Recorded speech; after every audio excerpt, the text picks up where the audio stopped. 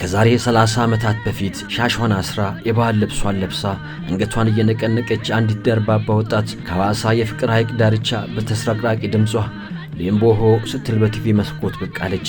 ይህኔ ከጫፍ ጫፍ ሌምቦ ተዳረሰና መላው ኢትዮጵያ ሕዝብ ኢሃማ ሲል በደስታ ተቀበላት። ሲዳማ አንጋፋ የባህል አምባሳደር፣ የመጀመሪያዋ ሴት የሲዳማን የባህል ሙዚቃ በሀገርና በዓለም ያስተዋወቀች ሌምቦ መለያዋ ነው። በርካታ ሰዎች ትዝታቸው ዛሬም ሲሰሙት እንደ አዲስ የሚያዜሙት ሳቂታ ሰብሊ፣ ደርባባዋ እመቤት፣ ያዱገነት ያራዳ መንደሮች የእግሯን አሻራ አስቀምጠዋል።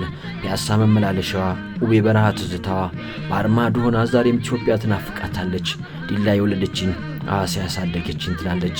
ሙሉ ቤተሰብ ሙዚቀኛ፣ ክነት ያሸነፋት ወጣት፣ በሐዋሳ የምሽት ክለቦች ታሽታ የተሰራች፣ በ30 ዓመት የሙዚቃ ቆይቷ 3 አልበሞችን ለሕዝብ ጆሮ ያደረሰች ሲሆን በየአልበሙ መሃል አንዳንድ የብሔረሰብ ሙዚቃዎችን ማካተቷ ምን ያህል ለሀገር ባህል ትልቅ ፍቅር እንደነበራት ማሳያም ነበር። በስኑን አልበሟ የጌዲዮን ባህል አጉልታ ያሳየች።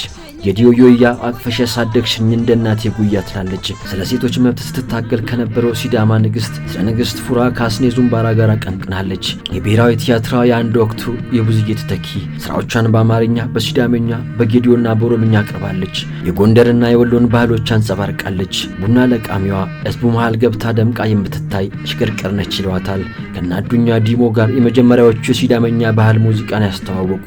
ዛሬም ባህር ማዶ ሆና ሌምቦ ያስተጋባል፣ ጨምበላላን ያደምቃል፣ እንዲም ያስጨፍራል። ድምፃዊት ሰብለ መዝሙር